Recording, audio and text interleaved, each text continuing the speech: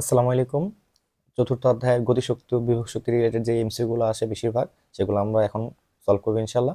দেখো, বিভব শক্তি সবসময় নিচ থেকে উপর হিসাব করা হয়। অর্থাৎ ধরো এইটা একটা বিন্দু, এই বিন্দুতে ধরো এই বিন্দু ধরে নিলাম, তোমাকে বললাম এই বিন্দুতে গতিশক্তি আর বিভব শক্তি কত। ফর এক্সাম্পল ধরে নাও এটা হচ্ছে 20, এটা হচ্ছে 40। তাহলে এই বিন্দুর জন্য যখন বিভব শক্তি ইউজ করবো তখন এই হাইটটাকে ইউজ করবো, অর্থাৎ নিচ থেকে উপরে। আর যখন গতিশক্তি ইউজ করবে এই বিন্দুতে তখন উপর থেকে নিচে, তখন হাইটটা ইউজ করবো 40। বুঝতে পেরেছ? আচ্ছা, বলছে কত উচ্চতায় গতিশক্তি বিভব শক্তি 1/3 হবে।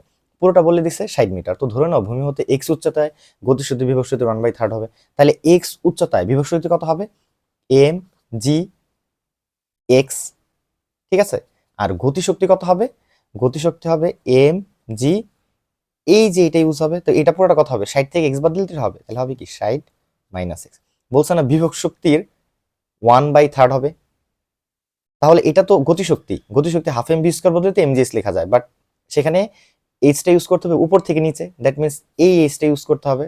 60 থেকে এক্স বাদ দিয়ে দিয়েছি, ঠিক আছে। কিন্তু বলছে না বিভব শক্তির 1/3, তাহলে যার সাথে বসিনোরও আছে, গুণ আছে, তার সাথে গুণ করে দিব।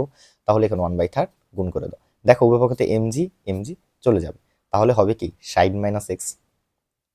বুঝতে পারছো? তাহলে 1/3 ইকুয়াল টু হবে কি, ও এখানে একটা এক্স আছে, এখানে হচ্ছে কি 60 মাইনাস এক্স।